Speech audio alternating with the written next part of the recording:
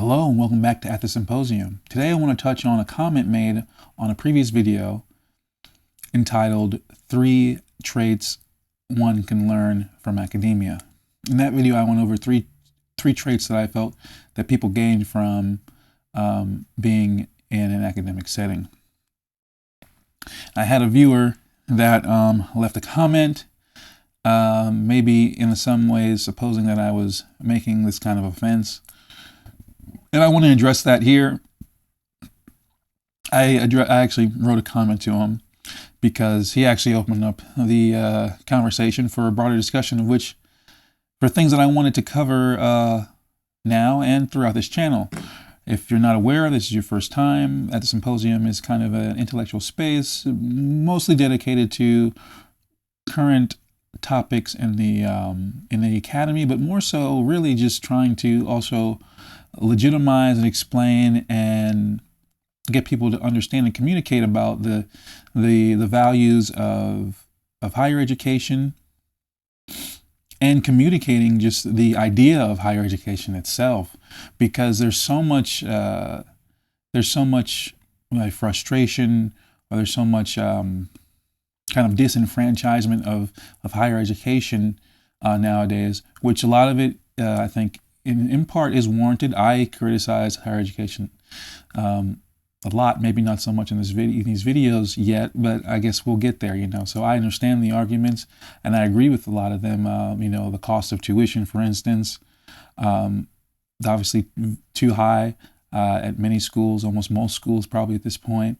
The political orientation that's gotten to the academy, where people are getting politically educated and influenced rather than just educated. The fact that there's not a lot of jobs for some degree programs, okay, and all that kind of stuff. I understand and I agree with, but it doesn't mean that education is bad. It doesn't mean that higher education is bad. It doesn't mean that the liberal arts are bad. Okay, I have 2 liberal arts degrees, but I also have pretty sufficient background in a lot of other skills, practical skills. But anyway, we're going to touch on those things probably in a roundabout way through discussing this guy's comment. I believe his name was Adam Mad, and I think he's apparently a chef or works in the culinary department. He said he went to culinary school. Pretty cool. I'm actually an organic chicken farmer, so I like chefs. I like to talk to chefs. So he writes, be careful about trait 4. So it was only 3 traits. I think he's supposing that another trait that I was exuding through this video from the way I was speaking. I think he thinks I made this kind of infraction, of which I'll explain here. So he says, be careful of trait 4. Presumption of some essential distinction between an academic and a layperson. I think I said the word layperson. Well, I'm not afraid to use the word layperson. I think people sometimes don't like when you say the layperson, but there is a distinction between an academic and a layperson, meaning that a layperson is just someone that's not academically trained or formally trained. It doesn't mean that they necessarily lack knowledge in a certain area, unless so they actually lack knowledge in a certain area. All that means is that if you're an academic, that you're trained in an area, which also means that you probably have a good background in history and in the contemporary facility of that discipline. That's all that means. It doesn't mean I guess I'll read the rest of it, but I want to expound on that some more. So again, I'll read this. The presumption that there's an essential distinction between academic and a layperson. There is, okay. Formally trained. Lay people are not formally trained, or they don't have knowledge in the given subset of area or whatever you're talking about necessarily, unless they self-studied. But a layperson you're going to consider someone that doesn't have knowledge of a certain thing, or doesn't have extensive knowledge in a certain thing. And not only not extensive knowledge, but also not formal knowledge or formal training. The academy is no monolith, and its barrier entry and exit, frankly, are mostly economic. So he says, you can get into schools. It just depends on economics. That's not necessarily true. It's really actually not very true at all. I mean, you definitely have to have grades and other standards of markers of intelligence or skills to get into high-level schools. Part of the Amherst Consortium, and I did my master's work at the University of Edinburgh. So, I mean, acceptance rate is 10% there. You're not necessarily going to buy your way into that. I didn't. I'll put my culinary diploma and 20 years of deep philosophical study up against any 5 of your graduate students' work any day. The difference is that I'm sitting here under considerably less debt and on top of considerably more works. I don't know if he meant workers or something. Maybe I think he's a chef or something, perhaps, and then maybe owns a restaurant, runs a restaurant, or something like that. 20 years of phil study. This is something I actually commented to him and probably said something along with what I'm going to say now. I just wanted to make a video because, again, it opens up an area that I want to touch on because I think this is very important. I think he's studied in the culinary arts, got a culinary diploma, right? So it's not a higher education diploma, right? Not a 4-year degree. And he seems like he's doing quite well for himself, which is good. And he's using his background, and he has a practical skill, is marketable, right? Doing well, very little debt, if any, at least from his education. And he has 20 years of philosophical study. So he's a layperson, right? But he's been studying for 20 years in philosophy. Does that make him an academic? Not necessarily, but maybe. Okay?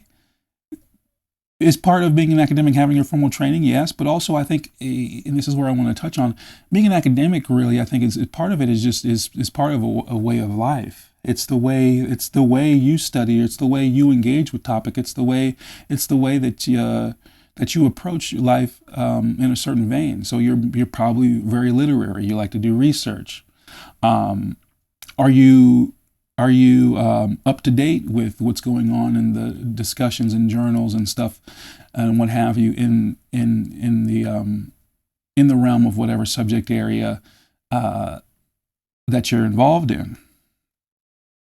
That is primarily what makes you an academic. Also, just being like working as an academic, if you're a teacher, a professor, or a researcher, that's all that stuff that also makes you an academic. But one can, in my opinion, someone can be an academic without necessarily having formal training, or even being like a teacher or being involved in academia. Right? You can still be an academic. It's really an approach to life. It's really an approach to how you gain knowledge. Necessarily, it's really just an approach of the way you live and how you seek to gain knowledge and how you go about consuming information. It's really an approach to reading and writing, and research is really, I think, what an academic is. And aside just from having a formal background, really the benefit in academia, and I don't know if I touched on this in other videos, but I've been meaning to, because again, this is part of what this challenge is about, is trying to really legitimize and get people to understand and communicate about the benefits of academia and higher education.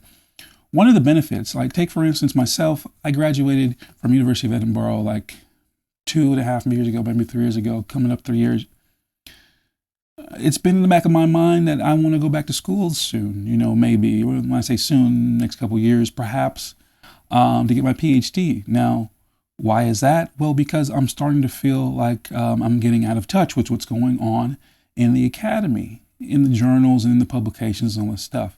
So one of the things that academia really does for people, which people always overlook, because again, if a layperson hasn't been there, they're not going to understand what you're actually exposed to. One of the greatest things you get in academia, even if you're in the liberal arts, and you have a degree in the soft sciences, let's say, one of the things that's really beneficial is that you're current on the stuff that's going on. You're current with all the journals. You're current with all the literature. You get an insight. You get a front row seat into what's going on in the world stage, um, before it even gets to the world stage is the point. Like you get insight to information before it ever even gets out into society. There's many things like what's going on today in the political realm is stuff that I was sitting with professors who studied with or who went to school with those professors that wrote those books that now became New York Times bestsellers or were passed down, and now this person wrote about that same subject, and there is a popular version of their philosophy now. And that popular version came out of, a paper that was written in a journal, 10 years ago. It's that stuff that we study. We study those journals and those things that come out later on, maybe as secondhand, third-hand information by different authors or different people that were educated by those professors or by those students that took classes from that professor, and then it all trickles down into where now, those books now get published, maybe a pop book or some kind of other media source that then gets filtered out into society, and then we have some kind of social impact because of that. Okay, so that's a real way in which academia is really important, because academia, especially in a time like this, academia I don't think has ever influenced the way people think, has never influenced the way culture exists as much as it has in the last probably 15 years. Academia is completely responsible for the attitudes and opinions of pop culture nowadays in America, at least. You can even say in the West writ large. A lot of the millennial ideologies, a lot of the ideologies and attitudes and worldview of people from the ages of 16 to about 30, 35, 16 to 25, wherever you want to drop it, somewhere in there. A lot of that stuff has been created. It was fostered. You can say created or fostered by academics, by philosophical ideas, by publications. That's where that stuff started. Okay, then it comes out into society, and we get it in different forms. We get it in forms of the news, or we get it in forms of New York Times articles or whatever. Because it gets filtered, but it gets filtered from somewhere. It gets filtered from here, and it comes down. It comes down to the other levels and other mediums of communication. When you're in academia, you participate from where that information comes out of. Okay, you're right next to where that information comes out of. You're in primary contact with firsthand information and with what's going on in those industries, if you will. Because, engineering is another one you can look at where, it's hard to talk about this, not so hard, but it's hard to visualize this in the soft sciences, I think, because it's immaterial. But if you look at something like engineering and you look at papers in engineering, like that's what I'm talking about. Like the research that certain engineers are doing in certain fields, that's what you get. Now you can say, okay, well, it's democratized now because we have JSTOR and all these other things that you don't necessarily have to go to university to get those, to have access to that stuff anymore. And you're right. But when you're in university, you get access to that stuff, and you also get to be around other people who have access to that information that are also using that information and are also working on those problems together. Okay, there's very few places in life that are like a university, for the fact that you have a group of people that are all working with the same problems. Now, the only place that tends to happen is some kind of other, research institution or some company, maybe a technology company or whatever kind of company, where you have like a cadre of people where they're working together to solve kind of these problems. But that's even different because companies usually have stricter guidelines and boundaries to follow because they're operating, right? Because they have budgets to operate and they have budgets to follow and all this sort of stuff. They can't just explore ideas. So that's where academics come in. As academics do the research for them, then they take the information and they do what they will with it. But they have to be, they're kind of at the whim of industry, right? They have to go with industry and with the economy. They can't just explore ideas forever and ever. But in the academy, you basically you can you can really do the rigorous work, and people put I think don't appreciate that for what it is. Sometimes it's like you can do the rigorous work, and not only you, but you do that with groups of people. When I say groups of people, I mean the students, but also your peers, but also the faculty. You work on grand problems and grand issues and all this kind of stuff, and you can do that really as far as you want. If you want to go to a PhD, then you do that some more. But there's something else I want to touch on here, because he's correct in saying, like, okay, I'll put my 20 years of philosophical education against any grad students. Okay, that's fine. And I mean, you're more than happy to, and you could probably prevail in some kind of argument having to do with some philosophical idea against someone that went to college. Just because you have formal training, just because you went to college, it doesn't mean that you're an academic. Okay, this is another point I wanted to make. Just because you went to college doesn't actually mean you're an academic. Because what did I say earlier? Being an academic is actually a lifestyle. It's an approach to life. It's an approach to learning, is what an academic really is. This guy sounds like an academic. If he self-studied philosophy for 20 years, he sounds like an academically oriented person. He's at least a literary oriented person, but he probably maybe an academically oriented person. What would be the difference? If he was literary, that means he's just reading, basically. If he's academically oriented, then he's probably doing some writing and some research. That would be the distinction there. But he sounds like an academic, but you're not necessarily an academic because you went to college, and that's the problem. I think where people make that mistake, where they don't know how to separate someone who went to college, has a 4-year degree. I agree with you completely. Yes, they're not an academic. You can't go into school. People are right. The criticism, again, like I said earlier, I agree with some of your criticisms, because yes, it's right. Just because you went to school doesn't mean you're an actual academic. That just means you went to school, especially in the soft sciences. Especially in the humanities. You're only as good in the humanities as you choose to be, okay? And that's what has to be understood. It's like anybody. I have a bachelor's in philosophy. Anybody can study philosophy. Some people study philosophy for 4 years. They just do their classes and they just do it for whatever, I studied philosophy. I had an interest in philosophy, still do, always have, but I also studied it pursuant of going to law school. Lots of people study philosophy pursuant of going to law school. So a lot of people study philosophy just because it'll help them on their SAT. And it looks good on their law school application, and they do it. Doesn't mean they're actually enthralled to do 20 years of study like this guy did in philosophy. Okay? That's the thing. Yes, there's plenty of people in college that don't really need to be there or don't really care about the intellectual life or academia. Not everybody that goes to college is an academic. I would actually say most people that go to college aren't academics. And this is why I wanted to make this channel. This is kind of the thrust of this channel, is to kind of support academia and show you what it's all about. Let's just communicate what it's all about and get to the distinctions of what it is.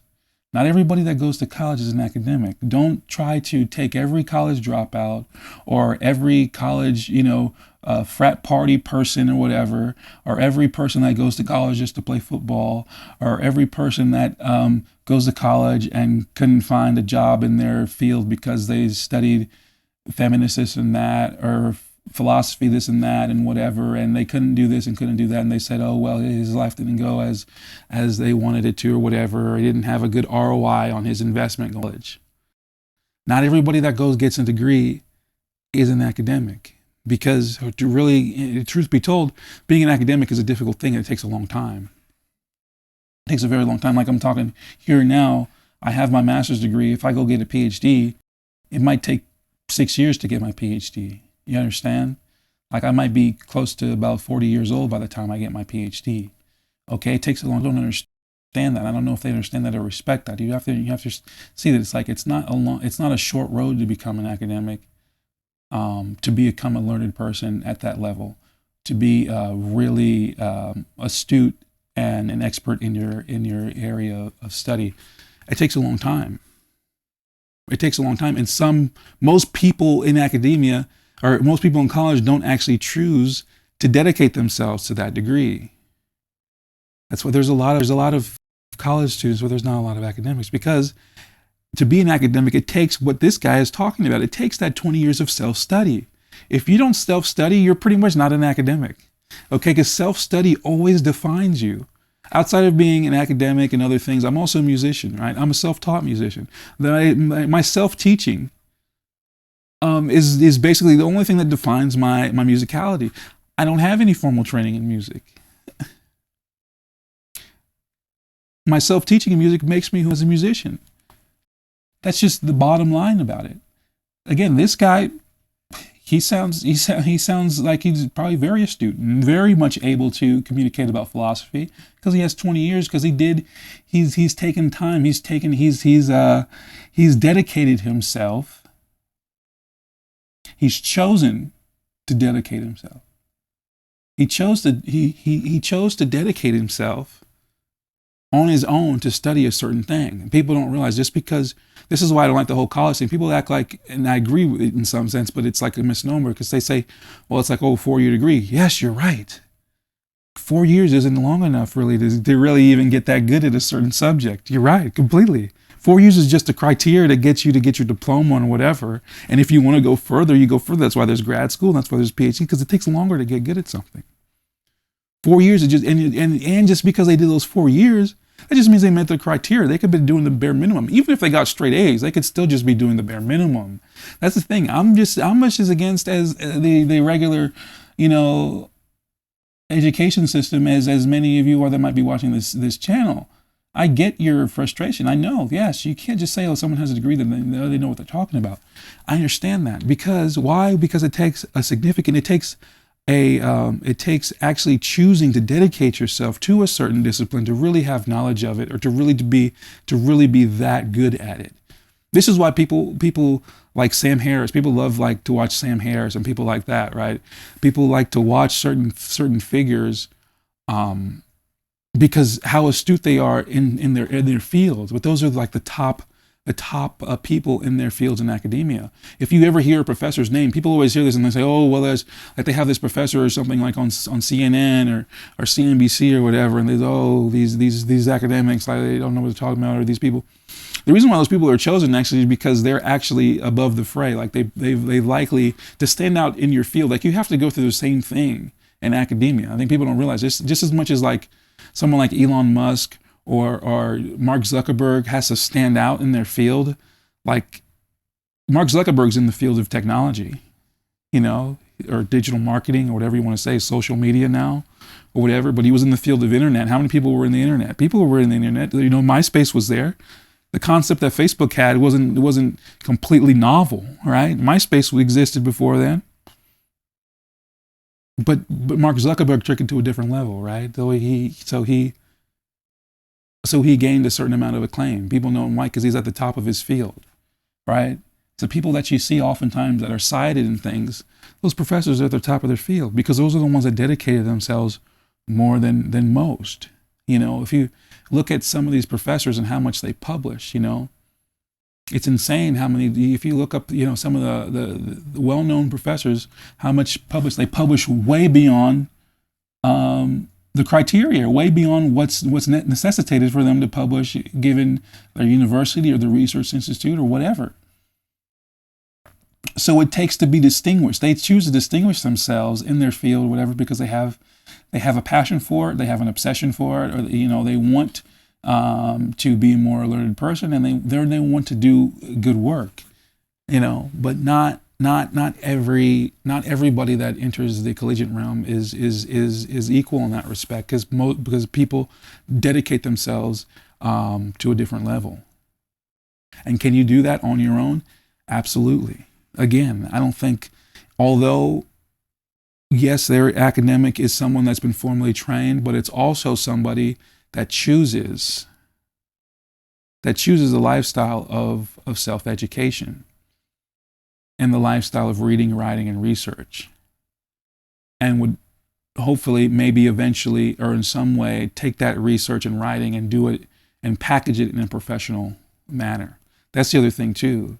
This is something else I've been wanting to cover, just been trying to figure out how to do this in an amiable way, in a way that's not offensive to anybody, but literature. Read books. Like, you read books. If you read a book by an academic and you read a book like just like a popular book off like a New York Times or something, you should see a difference. There's a difference in the way it reads. There's a difference in the writing quality.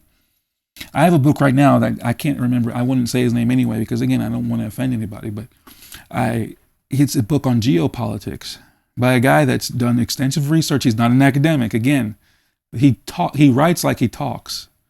I bought his book because I thought his book would be better than his speaking. I read his book and he writes like he talks.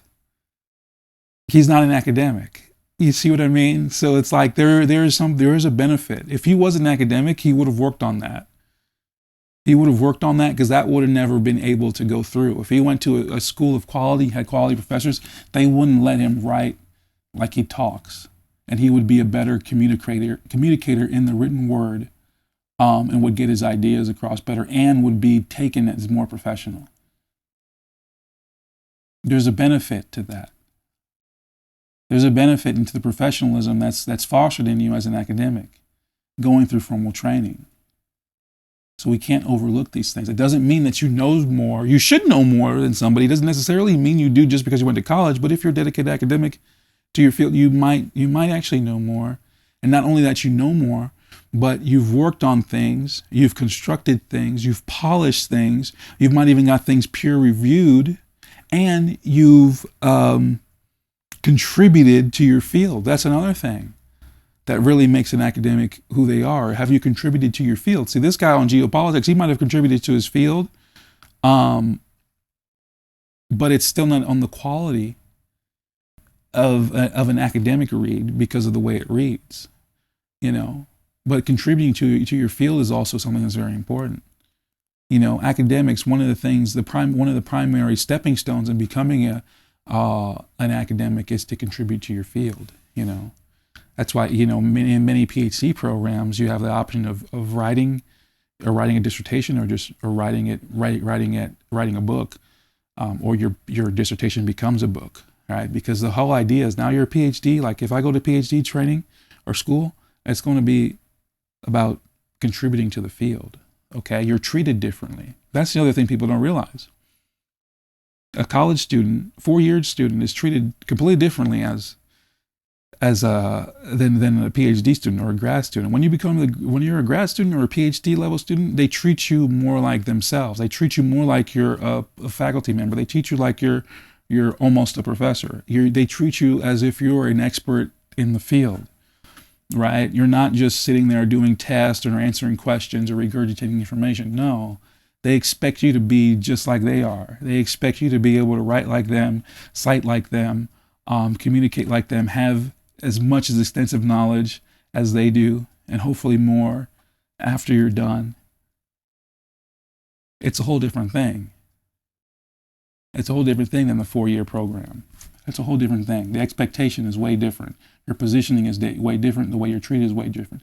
The amount of professionalism, the amount of responsibility is way different, because it takes a lot of, you self-impose a certain amount of responsibility when you know that you have to publish something that's going to enter a field, and it's going to have an impact on ideas and the way people think about things, and contribute to the history and knowledge in that subset, in that area.